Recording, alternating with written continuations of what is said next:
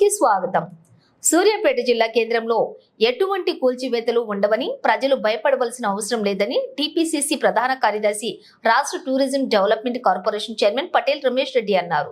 సోమవారం నిర్వహించినటువంటి విలేకరుల సమావేశంలో రమేష్ రెడ్డి మాట్లాడుతూ, కాంగ్రెస్ ప్రభుత్వం పేదల ప్రభుత్వమని, పేదల ఇళ్లు కూల్చివేత జరగదని అన్నారు.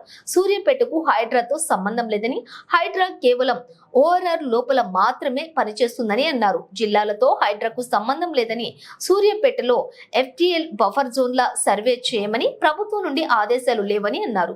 బీఆర్ఎస్ నాయకులు కావాలని ప్రజలను తప్పుదోవ పట్టించి భయానికి గురి చేస్తున్నారని, పేదలు భయపడవలసిన అవసరం లేదని, వారికి కాంగ్రెస్ పార్టీ అండగా ఉంటుందని చెప్పారు.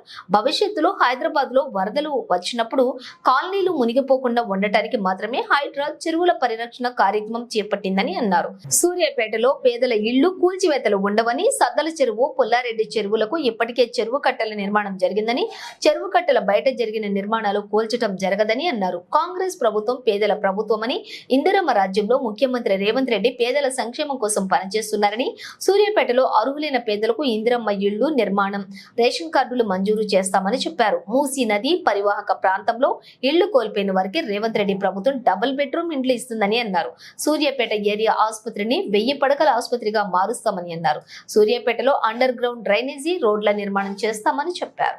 గత 10 రోజులుగా సూర్యాపేట పట్టణంలో కొంతమంది అధికారులు అత్యుత్సాహంతో హైడ్రా పేరు మీద ఏదైతే ఇటు సద్దల చెరువు కానివ్వండి, అటు పుల్లారెడ్డి చెరువులో చాలా ప్రాంతంలో ఇది ఎఫ్టీఎల్ జోన్లో ఉందని చెప్పి మార్కింగ్ చేసి ఈ ఇండ్లన్నీ కూడా కూల్చేస్తామని చెప్పి కొంత హడావిడి చేయడంతో ప్రజలందరూ కూడా ఆందోళనకు చెందిన దృష్ట్యా ఈరోజు మేమందరం కూడా పత్రికల ముందుకు రావడం జరిగింది. దీంట్లో కొంతమంది ప్రతిపక్షాలకు చెందిన నాయకులు కూడా ప్రజల్ని రెచ్చగొట్టి, అసలు ఏం లేకుంటేనే ప్రజల్ని రెచ్చగొట్టి ఈరోజు పబ్బం కలుపుకునే ప్రయత్నం చేస్తున్నారని కూడా తెలియజేస్తూ, మరి ముఖ్యంగా హైడ్రా అనేది ముఖ్యమంత్రి గారు చాలా పర్టికులర్గా చెప్పడం జరిగింది. ఏదైతే ఓఆర్ఆర్కు లోపల ఉన్న ప్రాంతంలోనే హైడ్రాను, హైదరాబాదు ఆ ప్రాంతంలో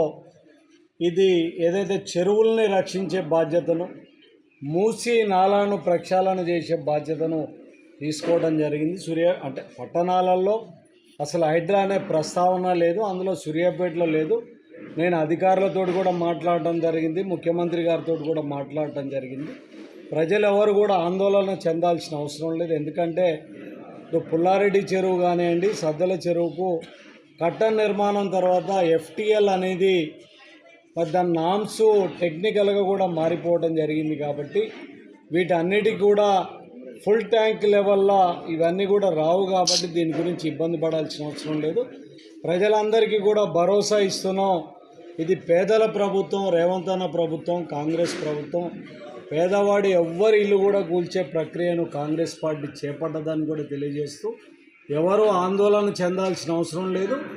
అది ఏదైతే ఉన్నదో అవతల ఏమన్నా ఎఫ్టీఎల్ పరిధిలో ఉంటే 1-2 ఇండ్లు ఉంటే చెప్పలేం, కానీ అసలు కట్టకి యువతలకు వచ్చే పరిస్థితే ఉండదని కూడా ఈ సందర్భంగా తెలియజేస్తూ, ప్రజలు ఎవరు కూడా ఆందోళన చెందాల్సిన అవసరం లేదని భరోసా ఇస్తున్నారు.